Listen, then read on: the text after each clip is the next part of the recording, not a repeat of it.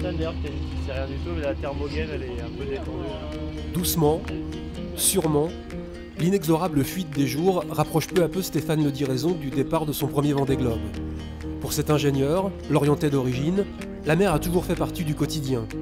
Et dans une vie, il y a parfois des cheminements qui font que vous n'échappez pas à votre destin.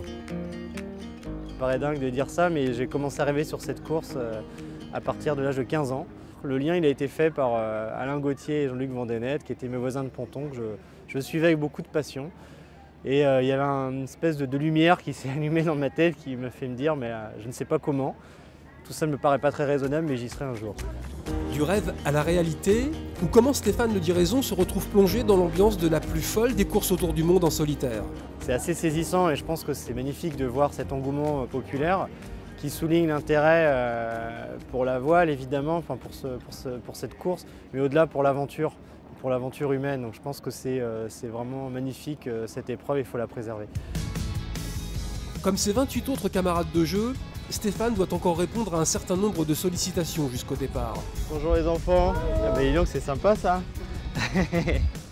Aujourd'hui, il accueille les élèves d'une école de Boulogne-Billancourt où il réside en temps normal. Je vous précède pour vous accueillir dedans. Alors ça vous paraît confortable? Oui.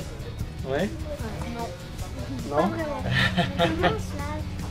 Alors moi je mets un petit peu d'eau dans une bouilloire que je fais tiédir et on se rend compte quand on fait ça qu'on peut se laver avec 2-3 litres d'eau, c'est-à-dire 10 fois moins qu'à la maison. À la maison on fait pas attention, on a l'impression que l'eau c'est quelque chose de normal et sur le bateau c'est quelque chose de très précieux, donc on réalise qu'il faut y faire vraiment attention.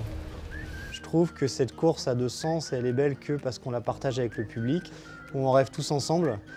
Et je trouve ça vraiment fabuleux de répondre à leurs questions qui sont super intelligentes et pleines de curiosité. Dans 2 semaines à la même heure, Stéphane Le Diraison sera entré dans le vif de l'aventure. Lui est bien placé pour savoir que le Vendée Globe appartient aussi à ce qu'il fait rêver.